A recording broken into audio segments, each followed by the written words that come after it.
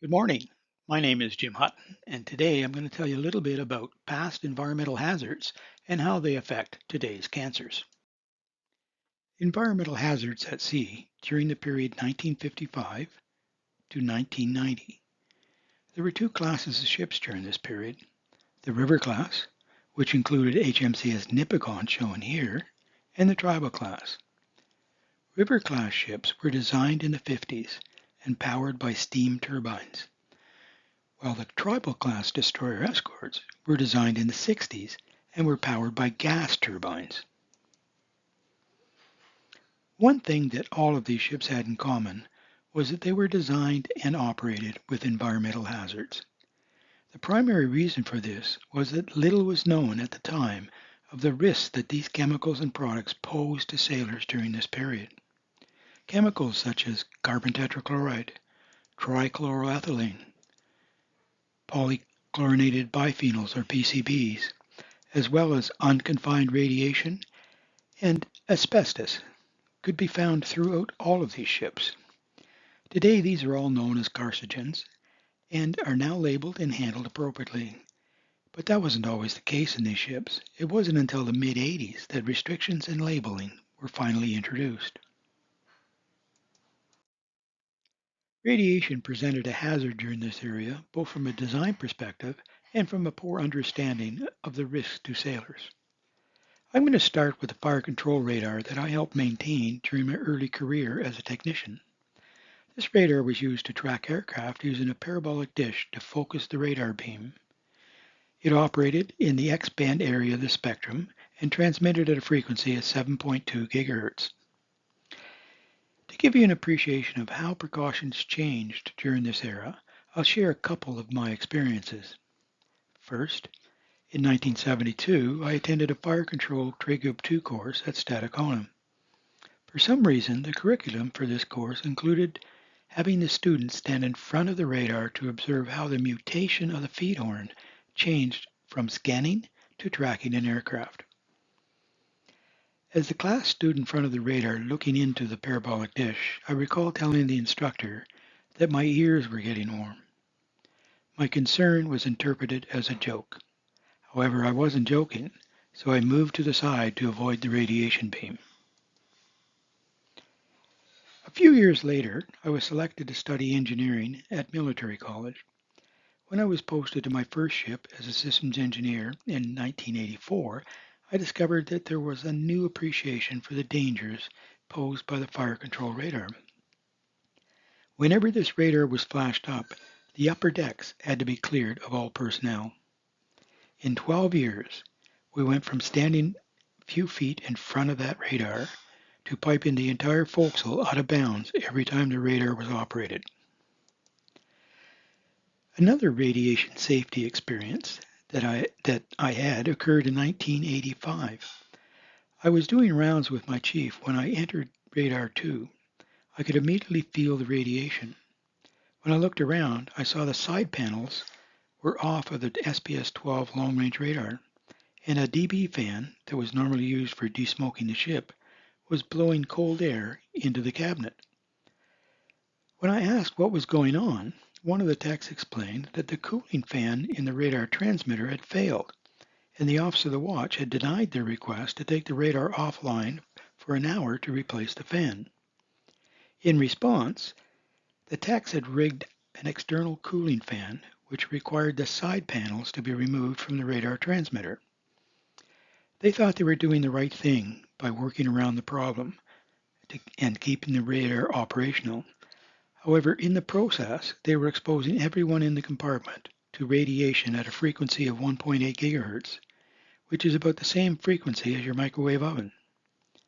I told them to put the panels back on and convince the officer of the watch to take the radar offline for an hour or so the techs could replace the cooling fan.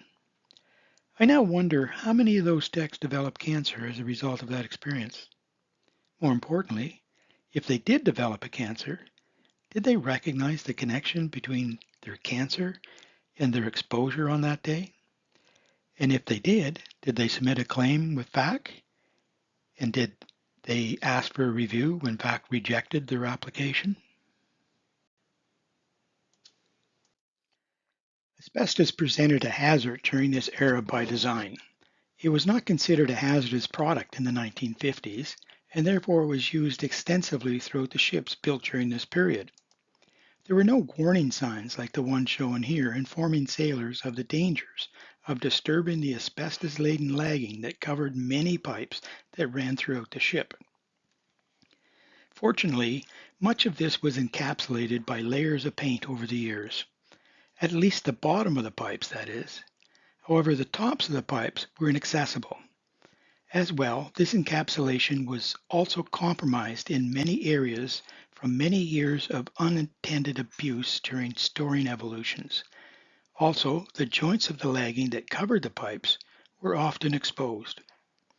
One example of the paint on the lagging being compromised was the occasional misuse by sailors who knowingly exposed themselves to this carcinogen. I recall having the top bunk in 12 mess, where steam lines ran a couple of feet above my head. As evidenced by the many holes, the lagging provided a convenient place to shove pens and pencils and to hang my webbing when not in use. No one, including myself, who did this, thought for a minute that they were exposing themselves to a hazardous material. Another way this partially encapsulated asbestos was sent airborne was when the ship encountered heavy seas. The whole ship would shudder and vibrate, and dust would often filter down from the deckhead, some of which likely contained asbestos. The same thing happened every time the guns and mortars were fired. These asbestos-laden pipes would shake and shudder, dislodging dust from the unsealed joints and compromised lagging. Polychlorinated biphenyls, or PCBs. Although PCBs were banned in 1979, they were contained in the cooling oil of most transformers fitted in ships constructed in the 1950s and 1960s. These transformers occasionally failed and leaked their oil, which needed to be cleaned up before the transformer could be replaced. In the early 70s, that job was assigned to the most junior of sailors. I recall on more than one occasion being sent to the half deck of HMCS Assiniboine to clean up PCB-laden oil from a blown transformer in the fire control radar transmitter cabinet. This was a confined space, so you had to lay on the deck and reach into the bottom of the transmitter cabinet and soak up the oil with paper towel. This often resulted in oil covering your bare arms and work shirt. No protective equipment was used. The oil-soaked paper towels were put into a plastic garbage bag, which was disposed of by poking holes in it and throwing it over the side. In contrast, in 1984, when I returned to the ship, I learned a new process for cleaning PCB spills. The new procedure involved first crash stopping the ventilation and sealing it off by closing the doors to the compartment. Then two people dressed in hazmat suits entered the compartment with special absorbent pads. The PCB-laden oil was then cleaned up and the absorbent pads placed in a plastic bag along with the hazmat suits. Everything was then double bagged. The bags were then isolated and sent ashore for destruction when in home port. Dry chloroethylene.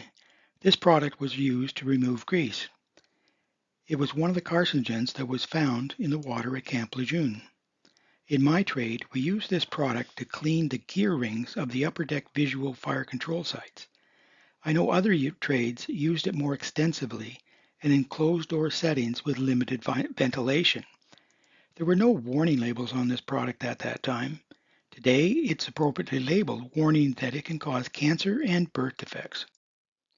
Carbon tetrachloride. This was used as a disinfectant and to clean electrical contacts. There were no warning labels on this product at the time, but today's labels warn that it causes cancer and birth defects. Carbon tetrachloride was used throughout the ship, and it was used by most trades, many of which are shown here. As a disinfectant, it was used to sanitize sound-powered headsets, which, depending on the ship's program, could be used on a daily basis. Sound-powered headsets were not like the headsets of today. They were literally sound-powered. They had a horn that you spoke into. Because they were not very efficient, you literally had to shove the horn so close to your mouth that you were literally licking the residue from the carbon tetrachloride cleaning every time you spoke. However, when used to clean electrical contacts, it was much more dangerous. In my trade, we used it on a regular basis to clean electrical contacts on the fire control computer and the fire control radar. The computer stood about 6 feet high and was 5 feet wide. It consisted of 30 drawers, each containing 3 or 4 vacuum tube modules. The planned maintenance routine required each module to be removed and placed on the bench upside down. The contacts on the bottom of each module and those in the drawer were cleaned with carbon tetrachloride. To achieve this, the carbon tetrachloride was poured into a large can and splashed on the contacts using a paintbrush. In the process, you often had the product splashed on your arms. There was no such thing as PPE at that time. After an hour or two of cleaning the contacts, you became intoxicated from the fumes since there was poor ventilation in the space. The intoxication was short-lived once you left the space. However, you often experienced a massive headache just a few hours later. I recall being asked why I didn't report the headaches to sickbay, so they would have been documented.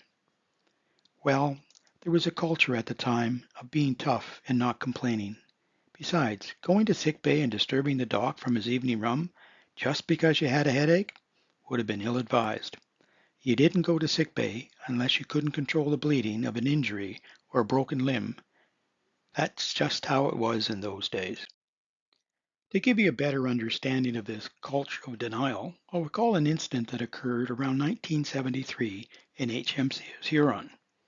The ship was at a buoy in Bedford Basin. I was a leading seaman at the time and was tasked with bringing the workboat on board. Myself and 2 others moved the boat into position directly under the boat deck and made it ready to be hoisted on board. The davits that held the block and tackle that was used to hoist the boat aboard were welded to the deck. The workboat was slowly raised out of the water, and when it was about 20 feet above the water, the davits gave way and we all went crashing down. The weld securing the davits to the deck broke, causing the davits to fall forward under the weight of the boat. The 3 of us hit the bottom of the boat hard. We all had various injuries, from bruised knees to damaged backs. However, when we got back on board, I recall the officer of the day asking if we were okay and needed to go to sick bay. All 3 of us, almost in unison, replied, "No, I'm good."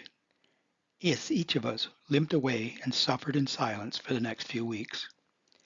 Today my back is fine, but what if I had developed arthritis related to the accident? This occurred 50 years ago. How could I possibly convince anyone that the accident actually occurred, let alone that I suffered an injury on that day?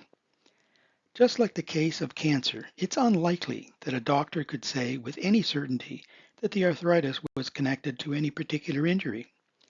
Yet, if I were to take a polygraph, you would be convinced by the results that the accident indeed happened and I did incur an injury. Thank you for watching this video. I'd now like to tell you a little bit about Veterans with Cancer.